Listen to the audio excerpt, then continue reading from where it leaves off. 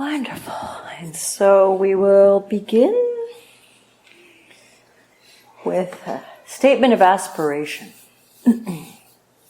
Setting the intention of where we want to end up is a very good idea with any goal of any kind in life. If you want dinner on the table at 6 p.m., you want to work backward from that intention.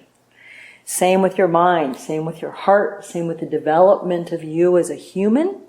Set the intention for where you want to end up, and it will help consciously and subconsciously guide you toward that goal. So we set the intention. May I awaken swiftly to a luminous, radiant heart of compassion, a clear, calm mind of peaceful, clear wisdom, and profound bodhicitta, the desire to help all beings awaken swiftly, to help all beings alleviate and remove their suffering, to help all beings treat each other with compassion, forgiveness, and loving kindness.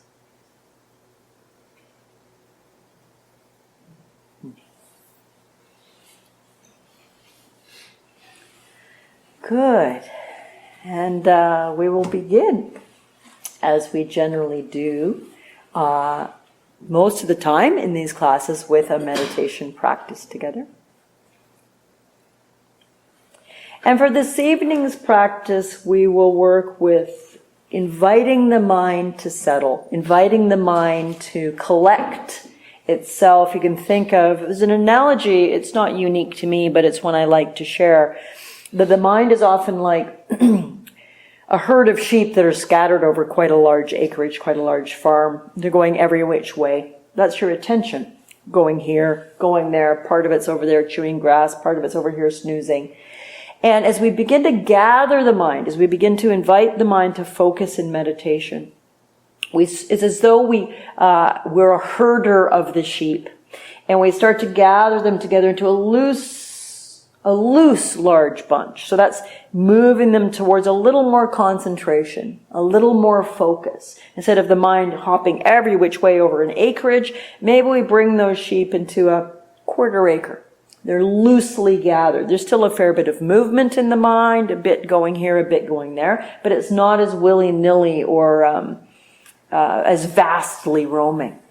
And then we herd those sheep a little bit more tightly together, so they're in a reasonably small field or paddock. And there's still room for them to move around, but there's much more of a central locus to the sheep. In this case, the analogy for the mind or the attention. That you're fairly focused with a bit of movement. You're focusing, in this case, on the breath. And you're able to stay to a reasonable degree for a couple of breaths, fairly focused. There's some movement, you notice your knees a little sore, but then you come back to this small paddock or field. There's a little notice of maybe the smell of peppermint, someone sitting next to you, and you bring it back. But it's much more contained in this smaller field of awareness or attention. And then we get the sheep into an incredibly tight, still huddle, where they're close together, they're happy, but they're all pressed together and they're still. That's where we bring the mind into quite a tight focus of attention. There's not a lot of wandering. The occasional black sheep goes wandering off with a thought or a sound, and you bring it back fairly effectively, like a really well-trained border collie or something. That sheep starts to stray, boom, it's brought back in. That process is arguably meditation.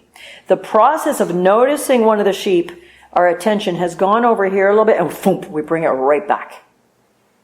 That's a very exciting, I think it's exciting, feeling when you're training in meditation and you're fairly still, you're fairly focused, and then there's I should make sure I get gas on the way home, boom, and you bring it back. You kind of cut that thought off and direct the mind back. Not with cruelty, not with anger, not with disappointment that the mind has wandered, but almost with a spirit of exploration, of exploring the mind. Here, still, now, over there. Aha, caught you. Come on back.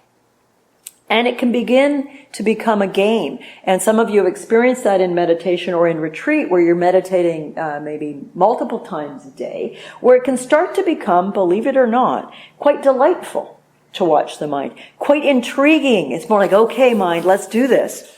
Da da da. Oh, there you go, naughty monkey, come on back. Boom, boom, boom. And then invariably, hey, I'm getting good at this, which is a distraction. Come on back. And instead of it being this sort of effortful slog, beating the sheep back into the field, it becomes playful. It becomes entertaining. And it becomes like perhaps a painter who's enjoying creating the artwork, a technician who's enjoying, putting that bike together, a cook who's enjoying tasting, and it's not quite right, but it's fun to explore instead of frustrating. It's intriguing to figure out how to solve this puzzle instead of anger making or disappointment making. So the mind, training the mind, I want to move you all as soon as we can away from it feeling like this dreadful, yucky, difficult struggle, and moving it towards something that the exploration itself has some pleasure in it. Looking for the pleasure in the mind. One of the 7 factors of enlightenment, by the way, is pleasure or sukha, or bliss. Looking for the moments of lightness or pleasure. So there's an unexpected pre-teaching before the teaching. So what I'll invite us each to do, we've set our aspiration for a clear, peaceful, intelligent, wise mind, for a loving, compassionate, forgiving, warm heart. And then we let all that go. Even the instructions I've offered, let that go. And what I invite you to do, unless you're deliberately working eyes open, then please do. But the rest of us, tonight, eyes closed. And I'd like you to just settle in to a reasonably comfortable but alert posture. So don't be all slouching. It'll make your mind sleepy. You'll be more drowsy. It'll be more difficult to focus if you're really slouchy. So you want to sit up, but without rigidity, without tension making. Maybe putting your arms on, you've got the same chairs as me, or in your lap, one open palm with the other nested in front, maybe your thumbs touching, or your hands on your knees facing down. I invite you to uncross your legs. You can cross your ankles if you like, or legs straight, but this will kind of bind up your energies and won't be as helpful. You feel free to sit that way during the talk if you like. And just try to let go of whatever has occurred today. My goodness, the journeys we've each been on today in a simple Monday. The amount of varied and challenging, exciting or difficult, boring, mundane, or unexpected tasks and thoughts and challenges each of us have had today.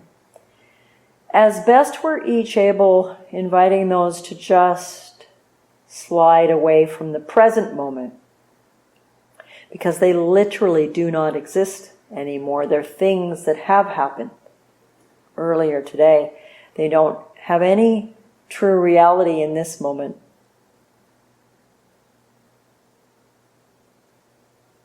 And whatever the mind, the herd of sheep, are currently doing, I invite you to just start to bring your attention to the physical sensation of breathing in and breathing out.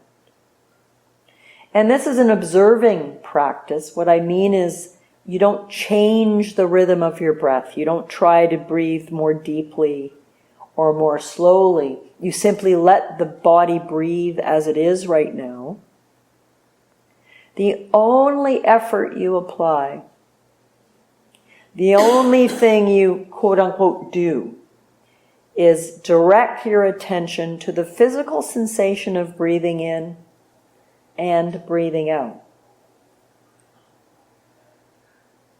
And it can be helpful to choose as an anchor, focusing on your belly, Seeing whether you notice any sensation on the belly as you breathe in and out. There may be a sense of the belly rising or expanding on the inhale. There may not be. And there may be a sense of the belly collapsing, as though the air is going out of a balloon on the exhale, or there may not be. What you do is become a curious scientist, and you observe by placing your attention at the belly. Whether or not you notice any physical sensation as you breathe in and out. Or another focal point that many meditators like to use, rather than the belly, is the chest or diaphragm or solar plexus area. Simply being breathing and inviting the attention to notice any physical sensations of breathing in and out at the solar plexus, chest, diaphragm.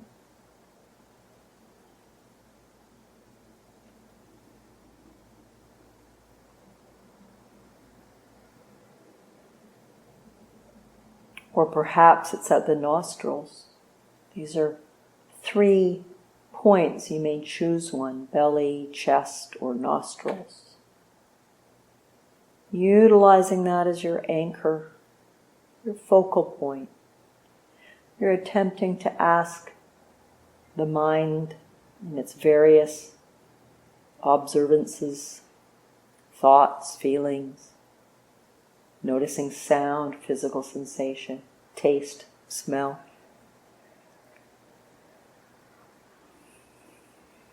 Visual sensation, eyes open or closed. These are like all the sheep trotting in different directions after stimulation. And you attempt to let it all fade to stillness.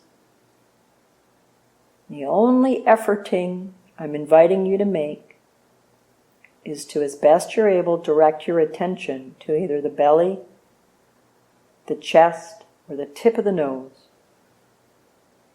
for a single breath.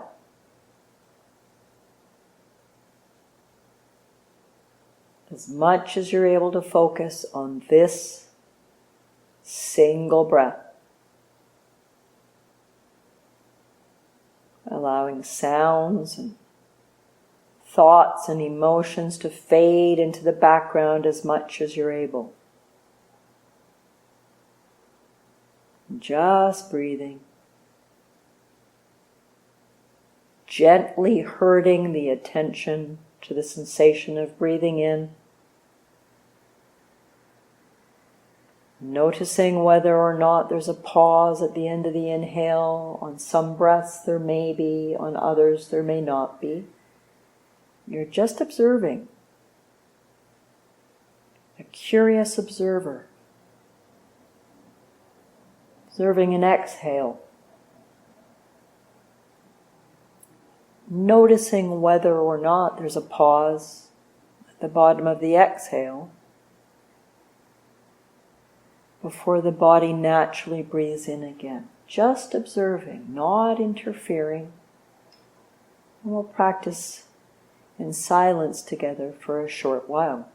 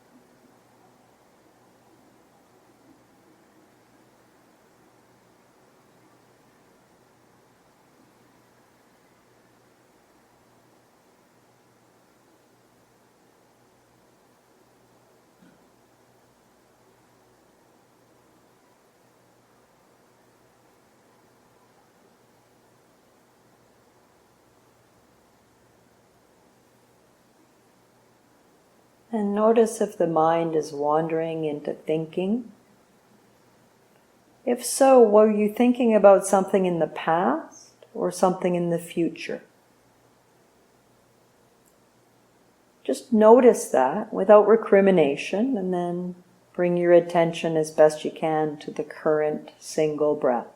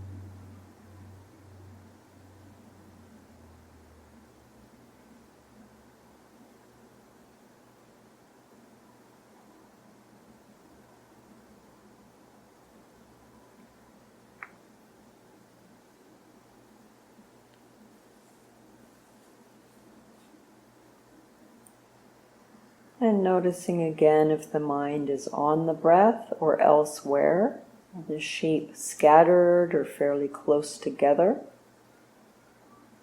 Just noticing like a great scientist, curious about the state of the mind when I spoke.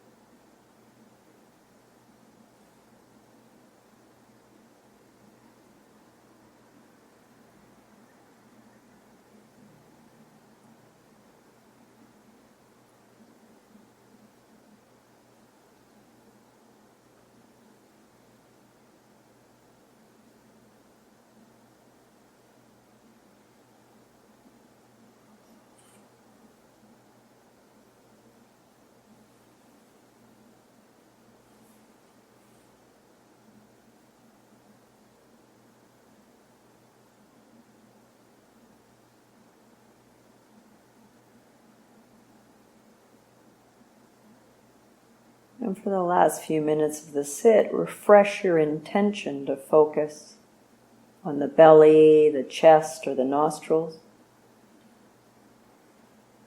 And I invite you to look for, to observe, to become curious about those moments of pleasure in a single breath, where it feels pleasant, the mind maybe has a nice quality. It may or may not be observable tonight, that's fine. But as though you're out with a magnifying glass looking for a certain butterfly, look for the moments of pleasantness, pleasure, even bliss, peacefulness, maybe just a very gentle okayness to any moment, second, as you breathe in or out. The sukha in the breath, the pleasure in the breath, in the mind as it observes the breath.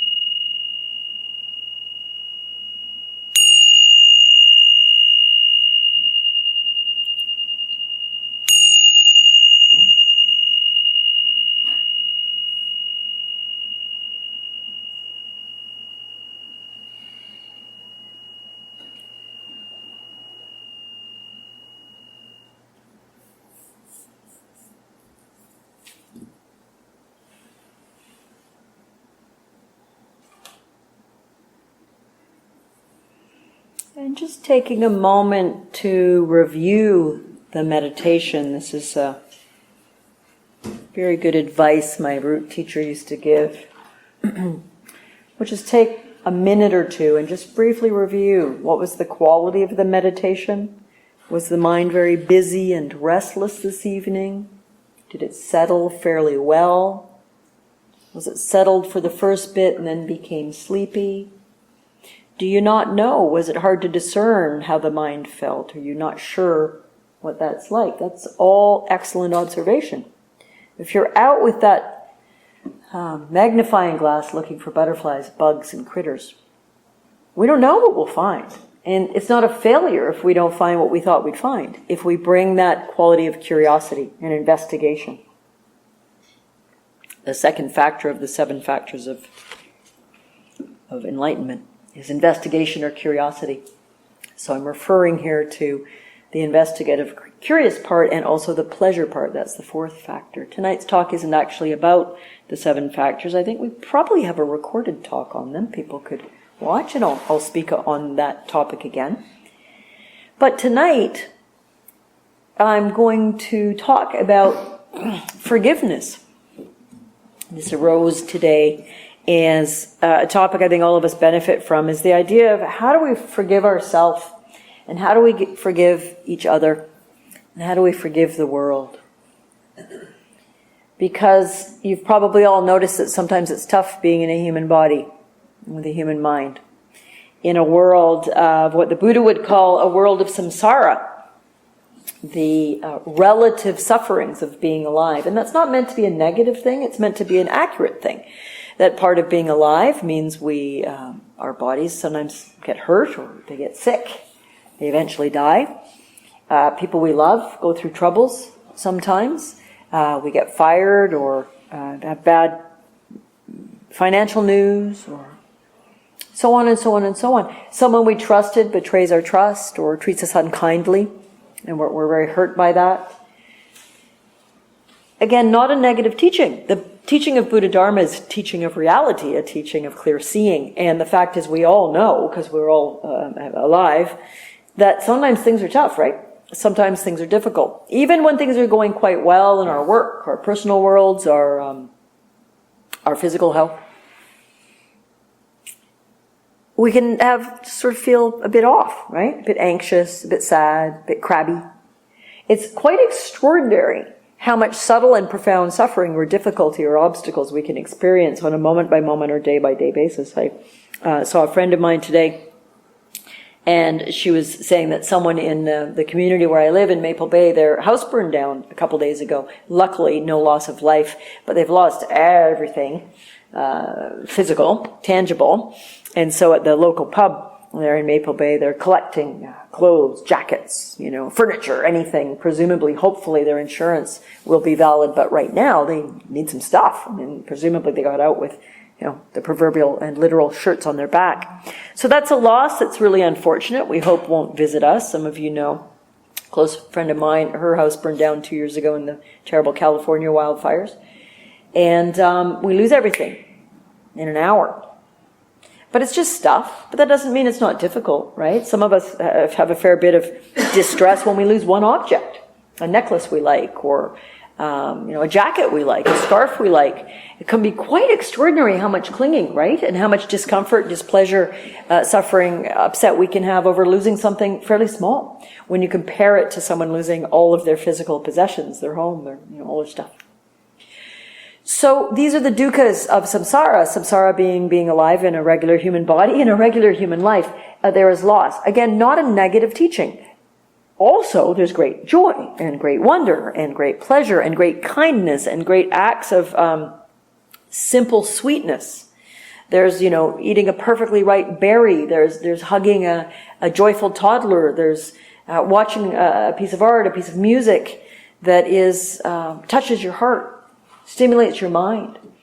Driving home on the West Coast yesterday and driving home, we listened to a podcast and they were interviewing a woman, an extraordinary person, who founded Sirius XM, the satellite radio, and then their daughter became ill with they were told terminal lung and heart illness that affected just the veins and arteries between the heart and the lungs. Apparently only about 2,000 people in the United States had this issue. Because it was so rare, the drug companies weren't spending any money to develop a cure for something so rare. I mean, they develop cures for things that affect many more of us. So this person, this brilliant genius person who was an engineer and, figured out how to that you could used satellites to make satellite radio, which was quite wildly unique at the time that Sirius FM came in 30 odd years ago.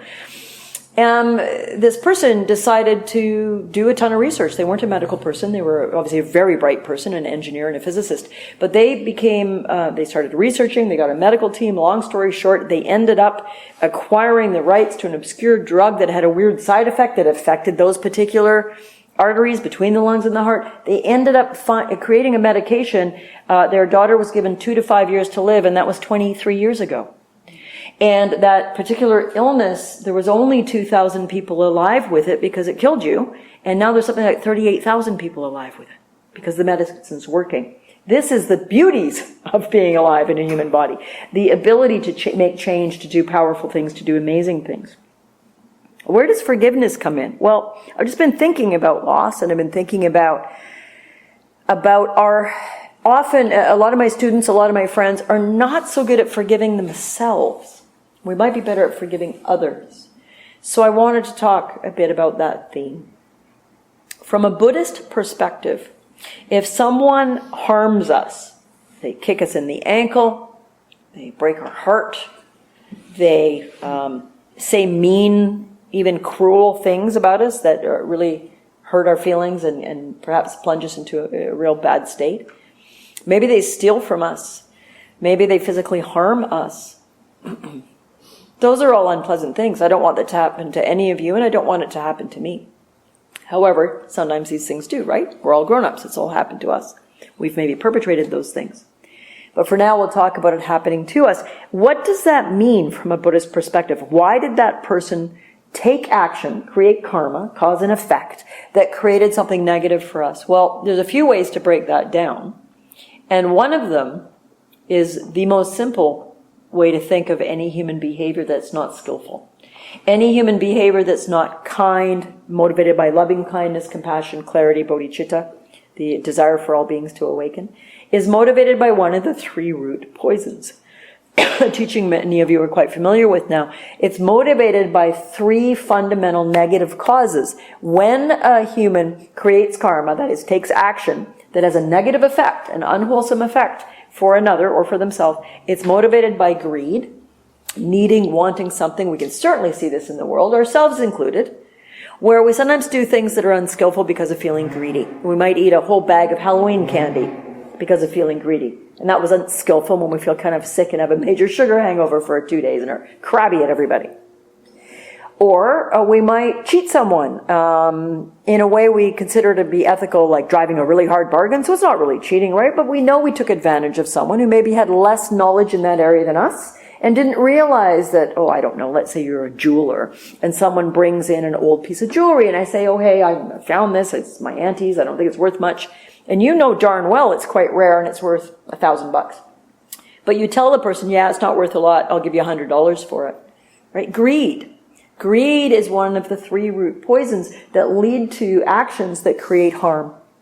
Pretty easy to understand. You don't ever need to have heard any Buddhism to understand that when we're in a state of greed, we may act in ways that are not in alignment with our better selves, right?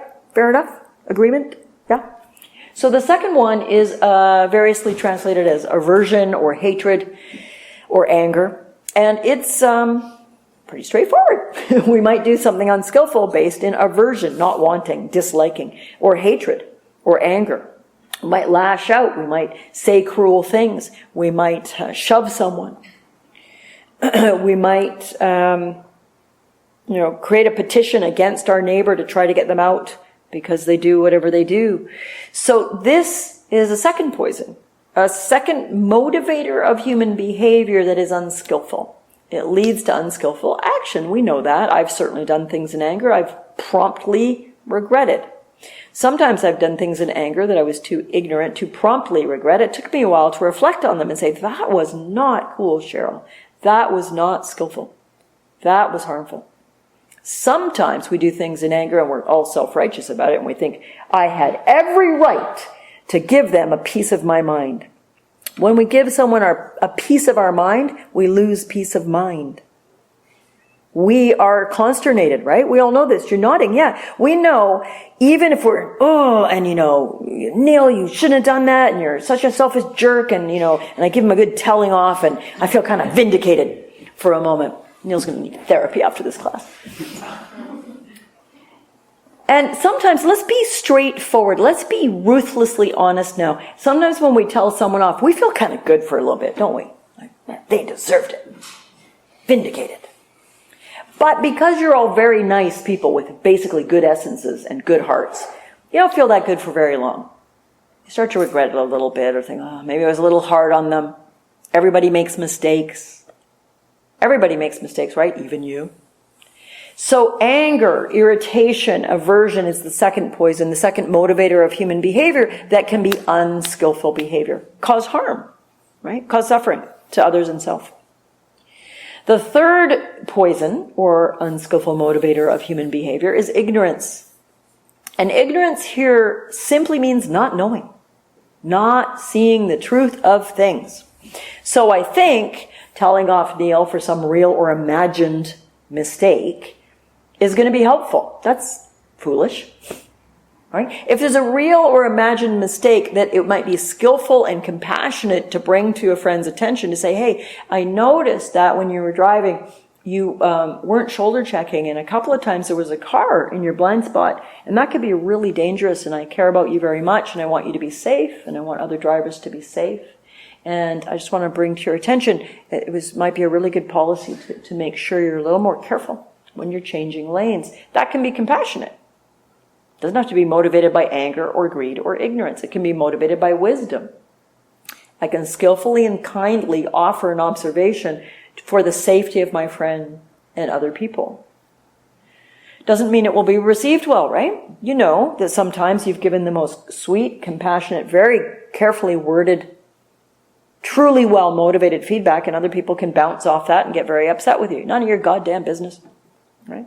I'm a great driver. I've been driving for 30 years. Excellent defense. I've been making the same dangerous mistake for 30 years. Okay, and your point is, I'm going to keep making it till I kill someone. Oh, okay. Whatever it is.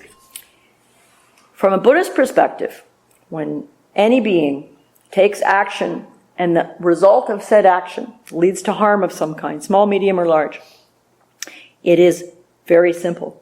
They're motivated by greed, hatred, or confusion, delusion. Sometimes a mixture of those three poisons. That's it. It's that clear and that simple, not easy, but simple, to say, why did that person steal all my money?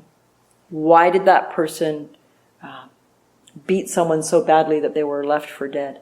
Why did that person send me a hate text or a hate email, right? This cowardly way in the new communication system. I guess people used to write poison pen letters, actually, but those at least took a few weeks to get there. Now we get it instantly. Instantly, boom. Whoa. Anybody here ever receive a text or an email that upset you? Yeah, and it was painful, right? I mean, you're just kind of going, I'm going to check and see, is Alexis coming for tea? And then someone else has sent you something. Anybody here ever feel anxious about checking your email? Yes, because maybe you're in a little bit of a thing with someone and you're not sure if they might have sent you something, and you kind of approach email and you're hoping it's just, cute dog pictures from your friend who lives in Florida and, I don't know, special deals on yummy tea from your favorite tea store, but you're hoping it won't be kind of a from that person that you think is displeased with you. The person sending that is motivated by greed, hatred, and or delusion. So that's the first thing to know about, eventually, forgiving someone. Because they're motivated by a poison. As Jesus, I believe, said on his crucifixion, hanging on the cross, forgive them, Father, they know not what they do. Forgive them, Father, they know not what they do. They are ignorant of what they're doing. They're motivated by fear, by greed, hatred, and delusion, and that is leading them to believe that crucifying the Messiah is a good idea. Forgive them, Father, they know not what they do. That is compassion. That is forgiveness. Holy, imagine dying in physical agony, your own people seeming to have turned against you to have you crucified. And your thought is, forgive them, Father, they know not what they do. It is the poisons of greed, hatred, and delusion that led to this unskillful behavior. I forgive that person. Many times, many of you have heard me say a very familiar story about the Dalai Lama when he's been asked more than once about how he felt about the Chinese soldiers who were part of the invasion of Tibet in 1956 and subsequent times as well, where many unskillful acts were perpetrated, as are often perpetrated in conflict by both sides, by the way. But he'd be asked, Chinese soldiers who killed monks and raped nuns and maybe killed civilians, the heinous things that all persons of all nationalities and all, including Canadians, have done.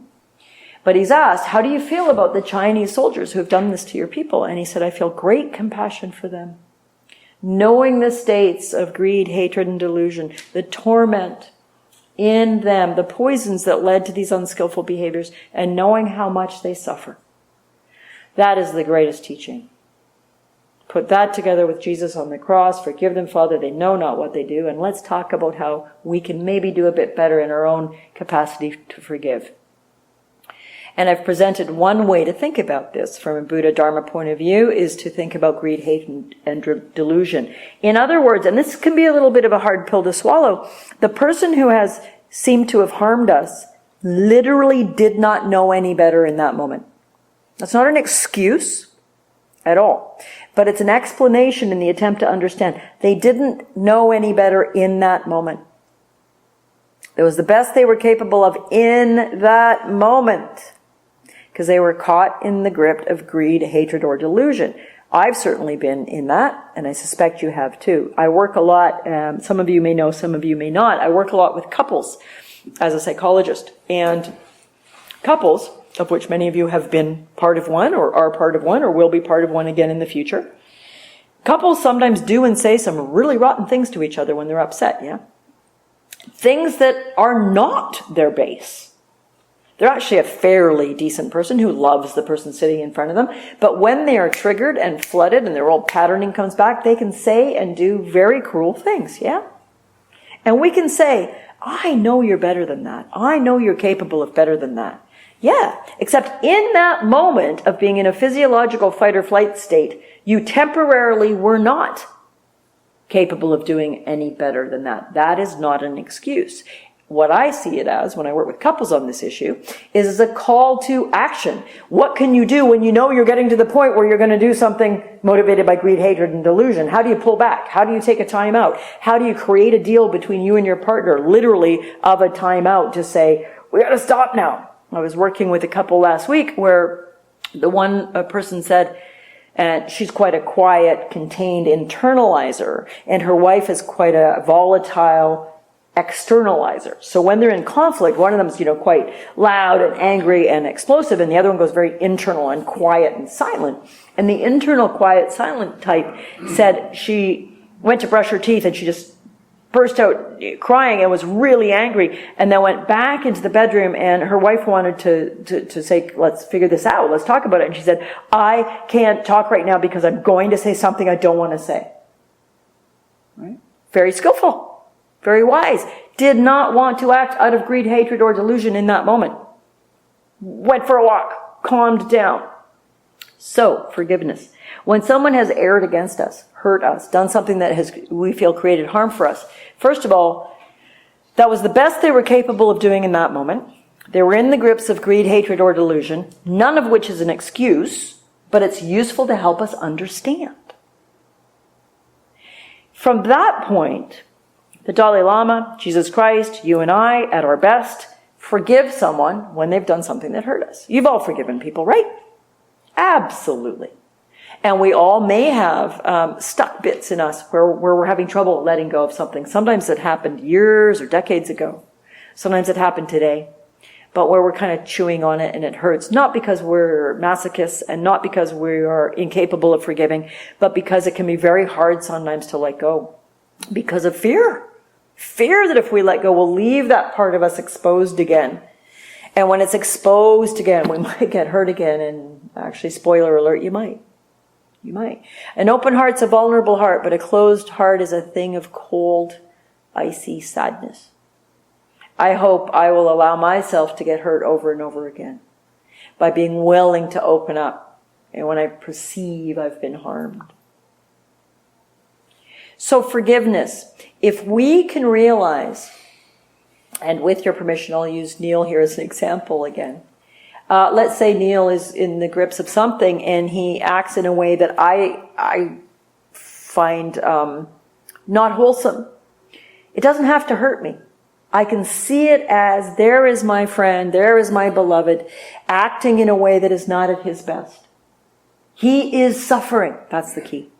My friend is suffering. When my friend's in greed, hatred, and delusion that is leading to action that's away from his better self, her better self, they are suffering. You know that. When you're angry, selfish, confused, judgmental, vindictive, arrogant, superior, are you in your best self? Does it feel good?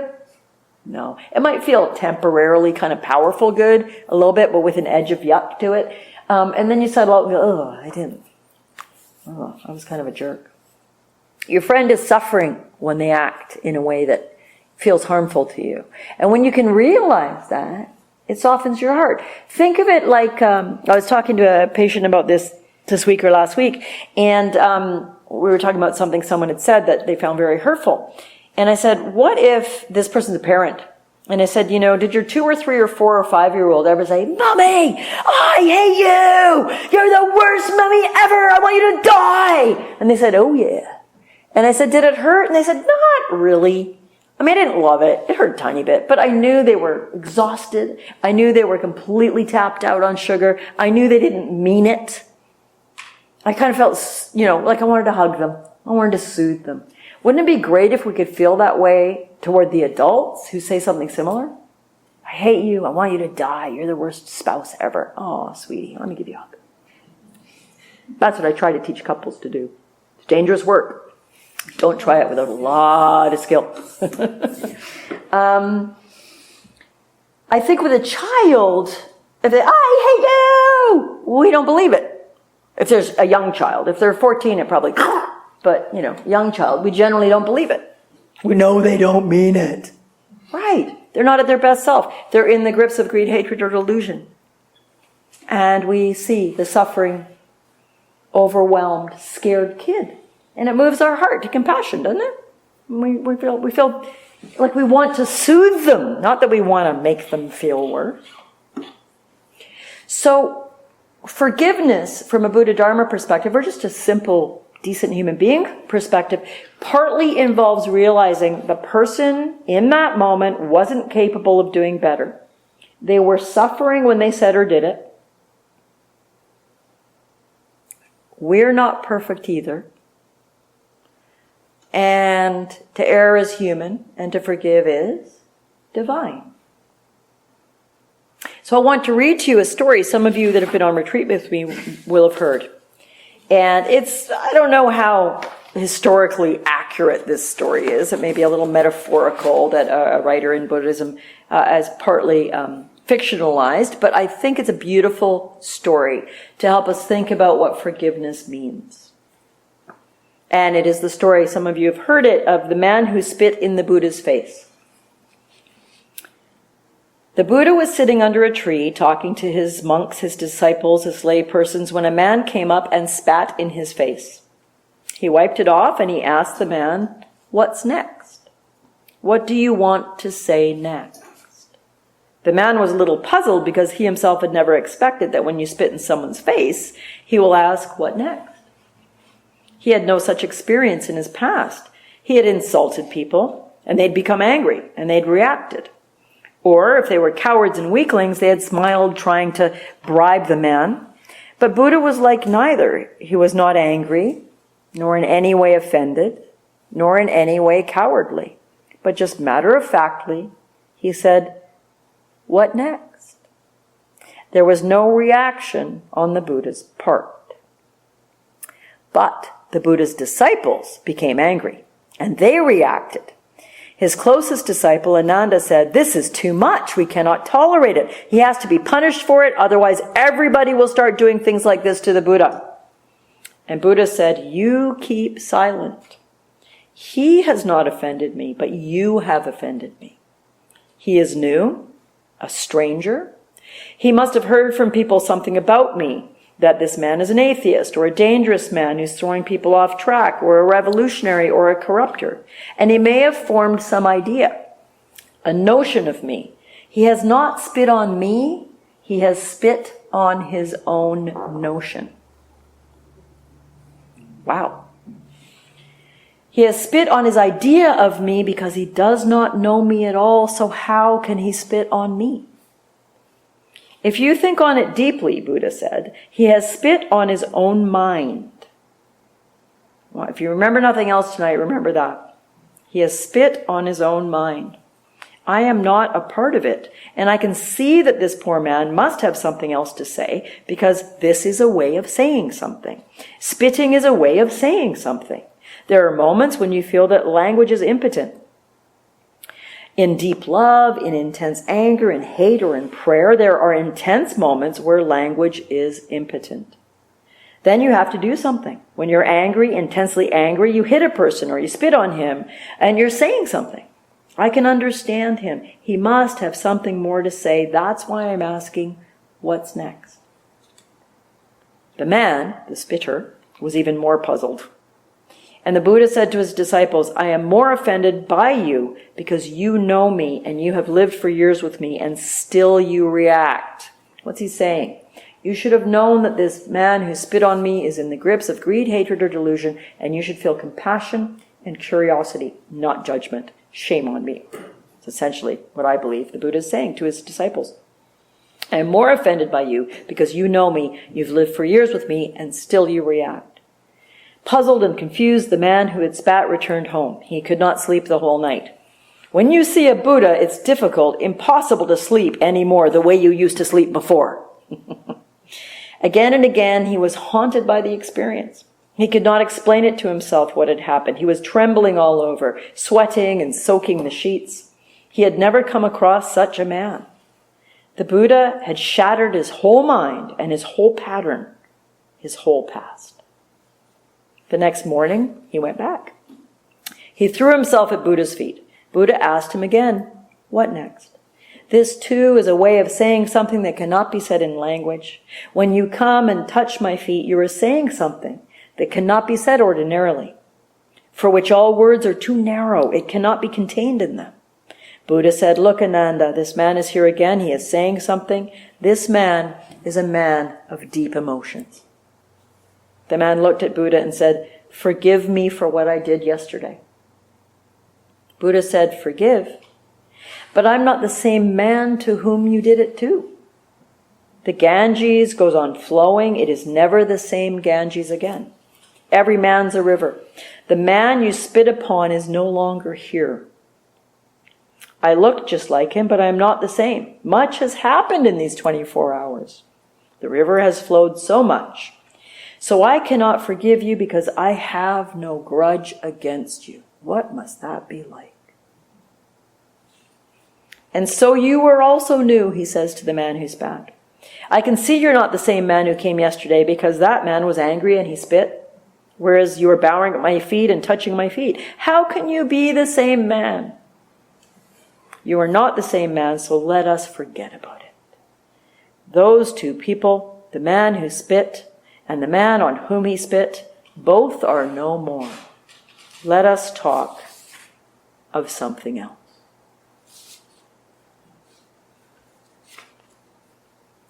Wow.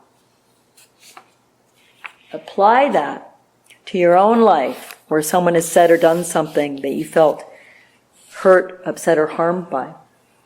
And apply that knowing that if Neil did something that hurt me yesterday, I'm no longer the same Cheryl, and he's no longer the same Neil, and it no longer exists. Who is Neil in this moment? What is he bringing forward in this moment? What am I bringing forward to our union, to our connection in this moment?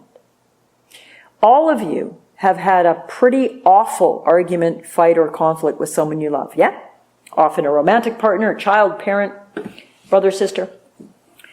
And often we deeply and do completely forgive, yeah?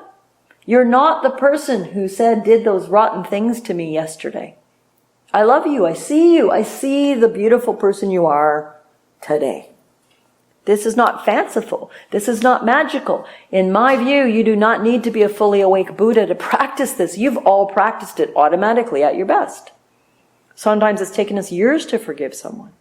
I was talking to someone today whose father is dying in his 70s. This person's in their 40s.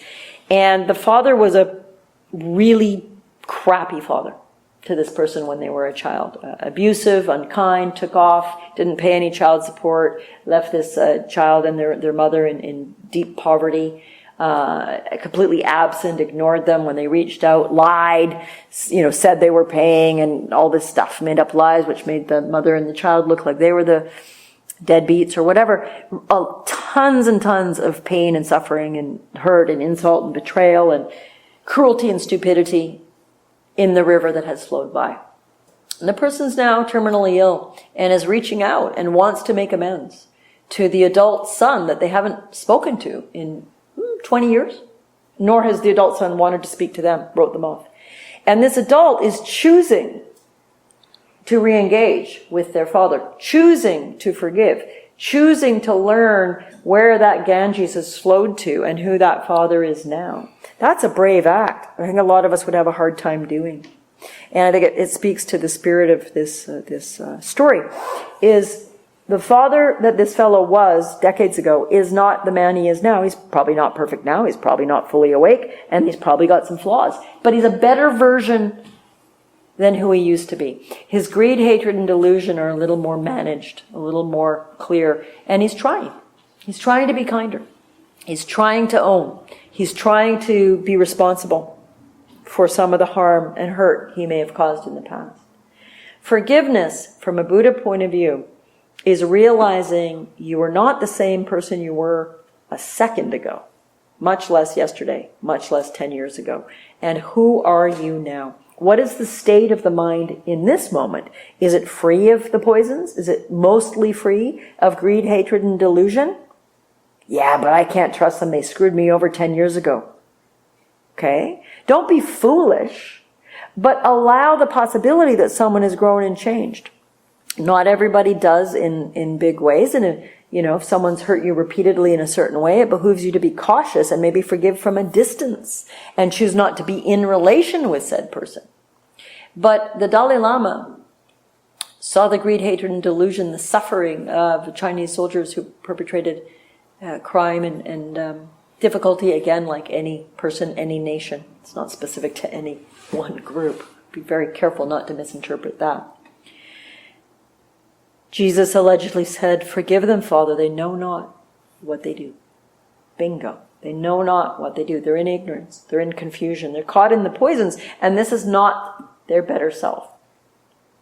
So I encourage each of us to examine our own attitude towards forgiveness when persons have seemed to have harmed us.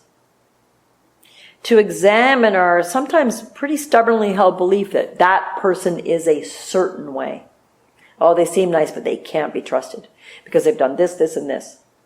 Yeah? And they may have also done some skillful or wholesome or kind things along the way as well.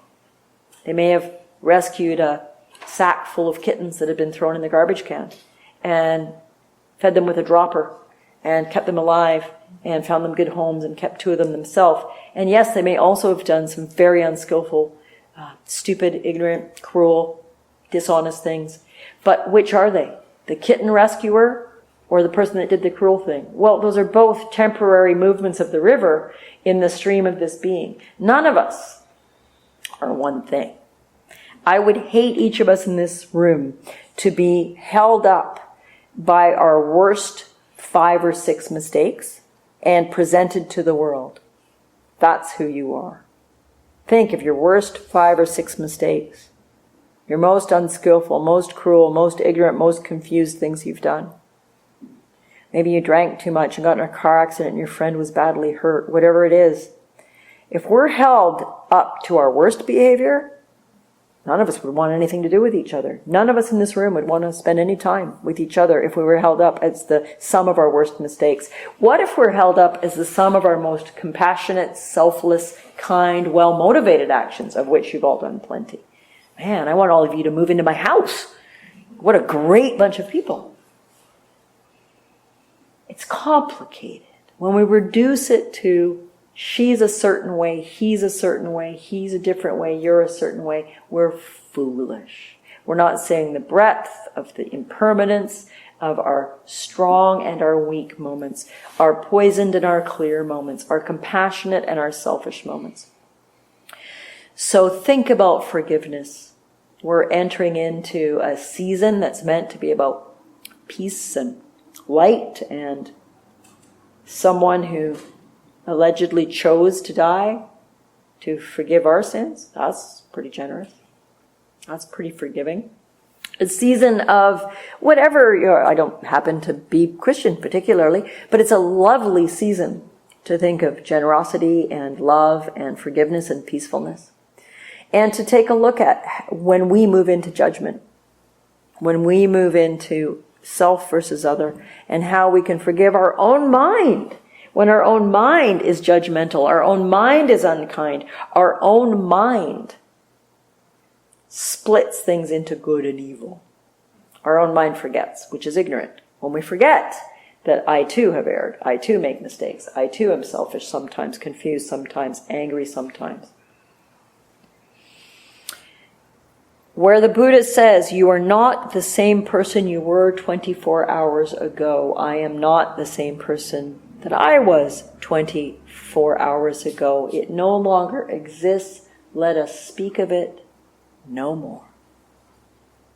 That's a pretty deep act of forgiveness. Arguably, taking it deeper, there's nothing to forgive in the first place.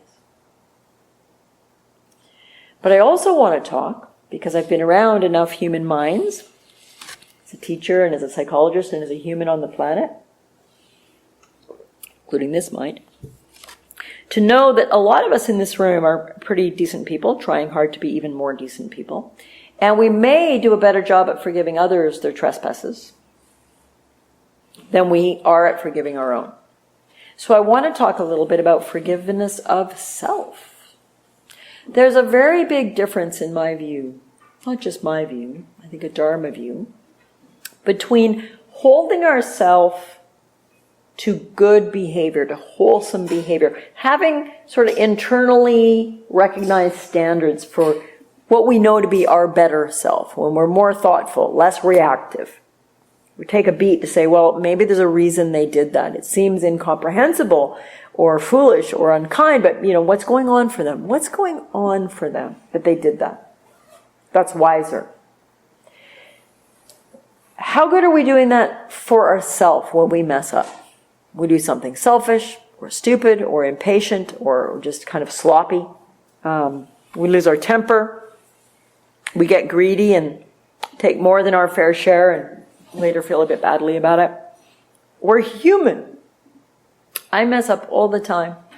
All the time. I fail to live up to the better version of Cheryl, the wiser version of Cheryl, the more compassionate, less judgmental, more thoughtful version of Cheryl.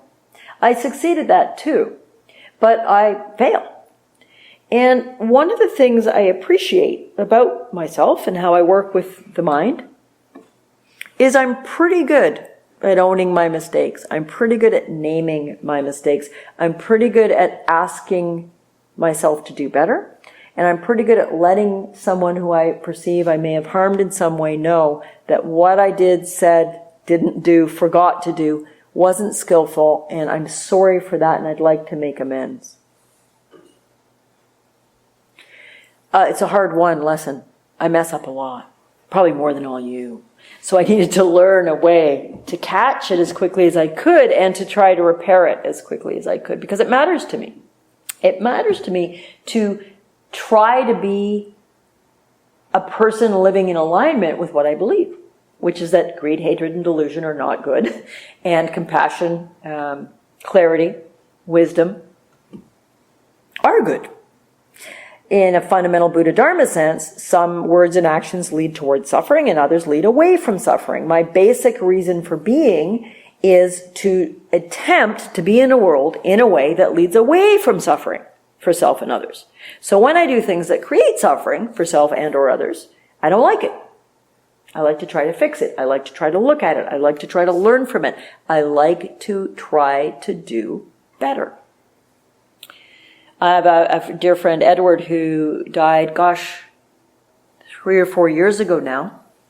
And he gave me, I think, the kindest compliment I've ever received. And we'd known each other for several years at the time, fairly deeply. And he said, you know, Cheryl, you're better than anyone I've ever met at admitting when you've made a mistake and attempting to fix it. You really own your mistakes.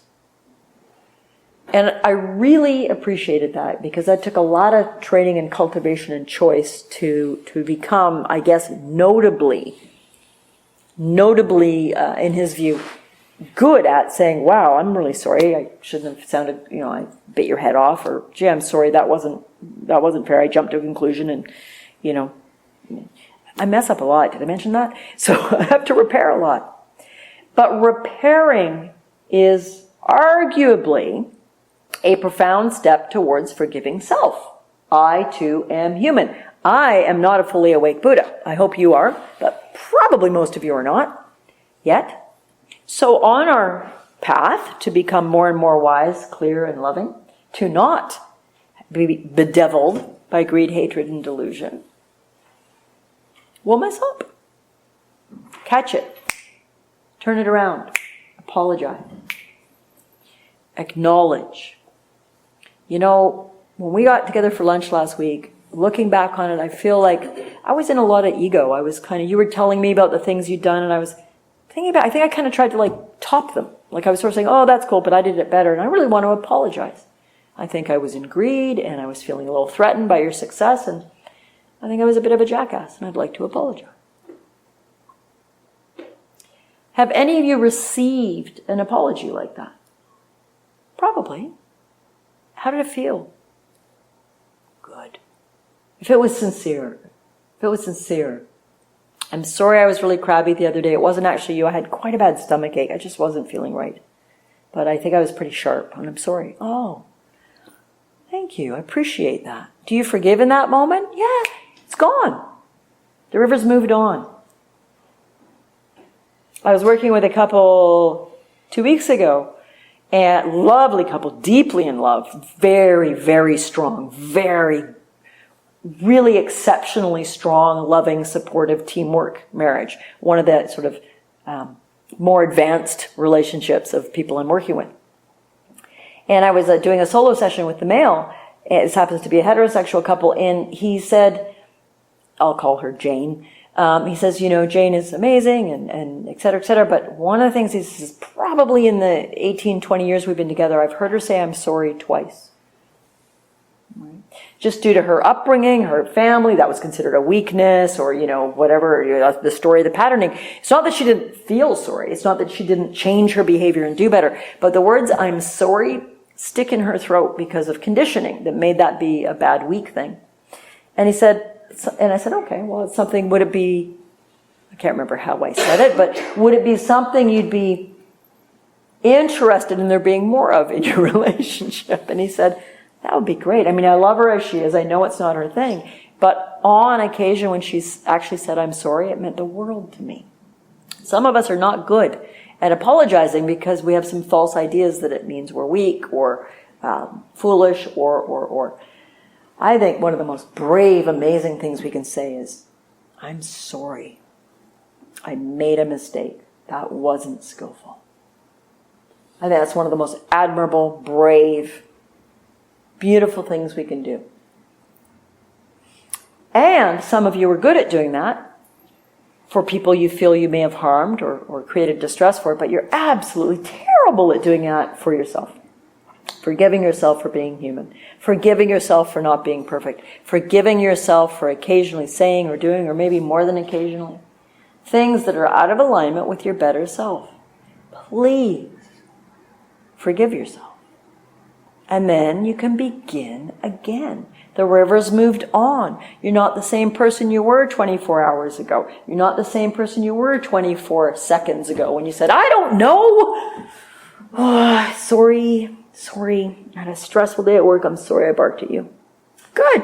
I'm not the person I was 24 seconds ago. I've attempted to clean it up. I've owned it. I've acknowledged that wasn't cool. And if you're in a good state, you'll go, thank you for saying that. No problem. And it's gone. It's completely and entirely gone, just like the last breath you just breathed. It's never going to be there again. Gone forever. What a relief.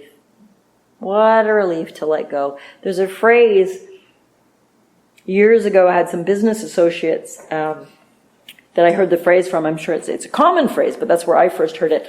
And they said, sometimes you've got a team member who wants to leave your team and go to another team. And the nature of that particular business meant if Alexis was on my team and she wanted to go to Neil's team, I'd lose money.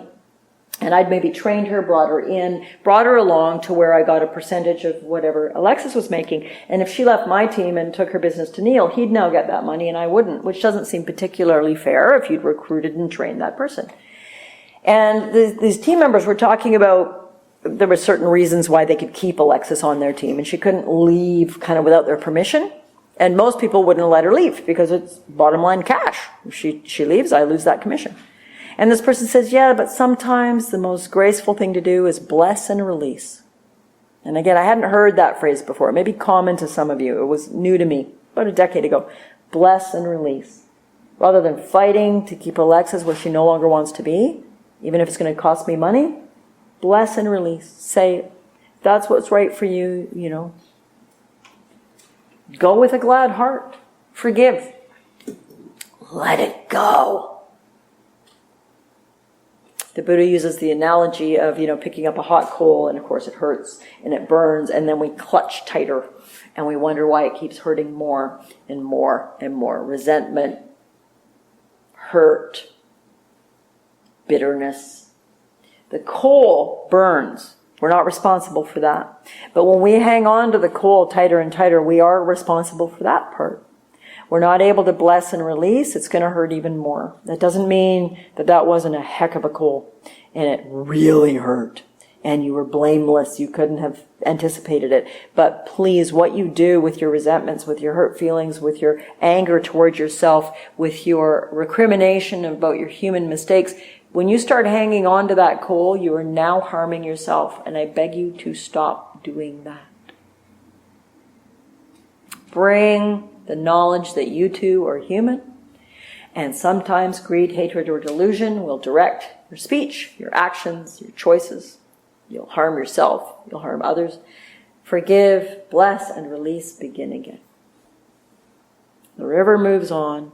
We all change in every moment.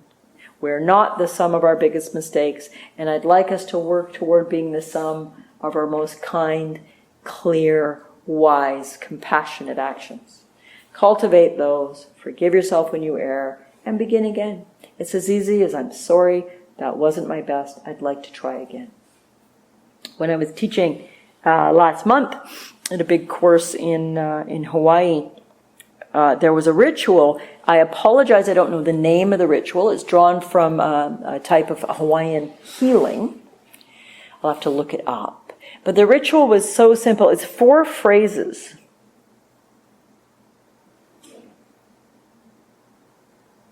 I love you. I'm sorry. Please forgive me. Thank you. Took me a minute to remember them. I love you. I'm sorry. Please forgive me. Thank you. And this was taught by the main teacher at that event. And then he had, it was 300 couples there. And he had the couples just do that. They didn't name the event. They didn't get into the story of what it was I did to hurt you. They simply turned and breathed and connected mindfully and took moments of silence and then said, I love you. I'm sorry. Please forgive me. Thank you.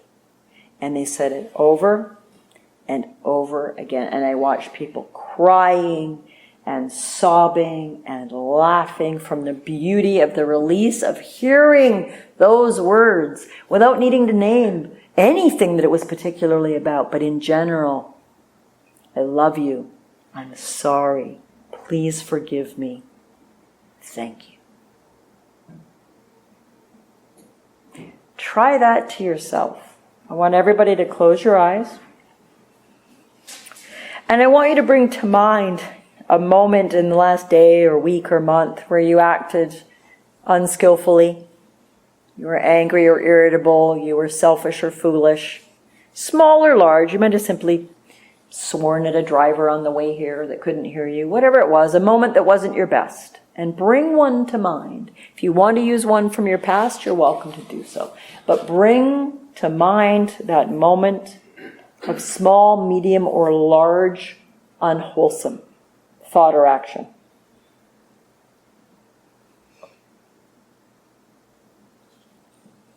And really bring it to mind, and as best you can, put yourself in that. Were you in a car? Were you at home? Were you on the phone? Were you walking with a friend? Try to see and feel and kind of bring to mind the situation.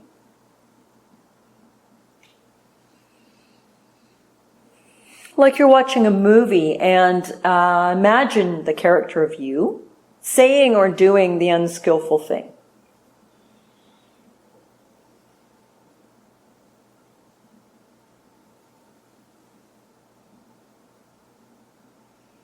And as best you're able, bring to mind the teaching that the you that did or said the thing you're recalling was in a state of greed, wanting something they weren't getting, or anger, irritation, even rage, even huge hatred perhaps,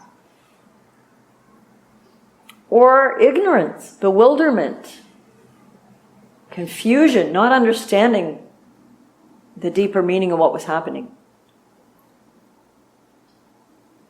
And I want, as best you're able, for you to picture or imagine yourself. You may even be able to recall what you were wearing. It's okay if you can't.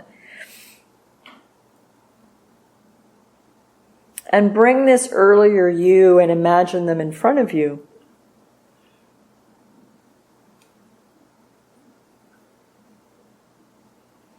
And I want us to say out loud together those 4 phrases several times.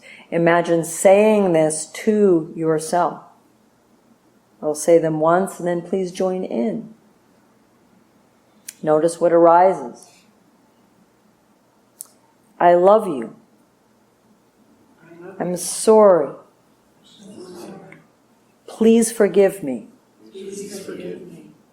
Thank you. I love you. I'm sorry. Please forgive me. Thank you. I love you. I'm sorry. Please forgive me. Thank you.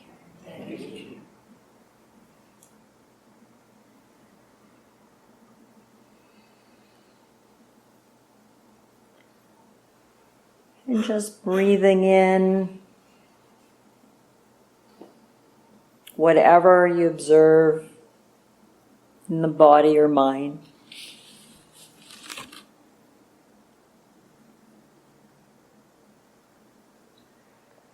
Knowing that when we did or said or thought that unskillful thing, at a fundamental level, we had some greed, hatred, or delusion. We weren't fully in touch with our warmer, more thoughtful, compassionate, wise self. That's all. There were clouds over the sun of Buddha nature. There was confusion in the warm, loving mind. That's all. That's all it was. Clouds resolve. The sun is still shining. We get a chance to begin again. And again, and again, just like the Ganges, everything flows on. It is not fastened in time unless we artificially fasten it in time, and that's an illusion. So forgive yourself. Forgive those who've erred against you. If it's not wise or compassionate to spend time around them, choose not to. You can forgive them as best you're able from afar. Forgive the world for being inhospitable and filled at times with such delusion that it's cruel. And please, if you can, hold some hope that the nature of the mind is not greed, hatred, and delusion. The nature of the mind is the opposites, that the sun is the nature of the mind, the shining sun, not the clouds, not the weather. And that is generosity, not greed. That is loving kindness, not anger or aversion. And that is clarity and clear seeing, not delusion and confusion. And that's what shines through when you're at your best and when I'm at my best. And that's what we can return to over and over and over again until such time as we dissolve the weather permanently and forever and we reside in sunlight Buddha mind, which is being fully awake, which is what we, all beings, hopefully aspire to and will eventually, maybe quickly, obtain.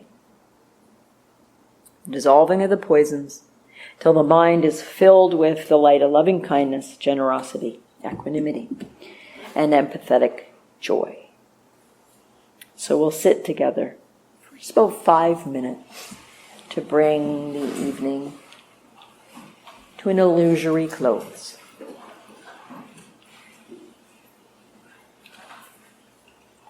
Just breathing. In this exact moment, there's nowhere to go and nothing to do and no one to be. Just resting in the present breath, this single in and out breath. That is all, that is everything.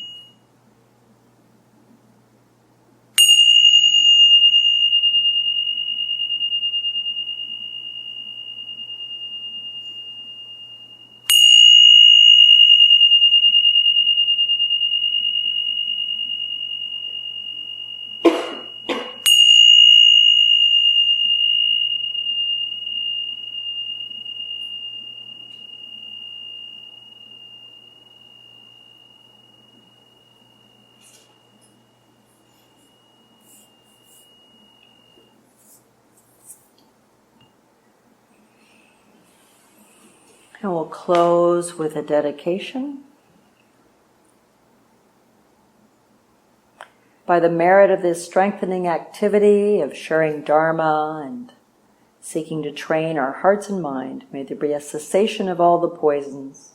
May the shining light of our compassionate, wise nature radiate out, dissolving the clouds of greed, hatred, and delusion.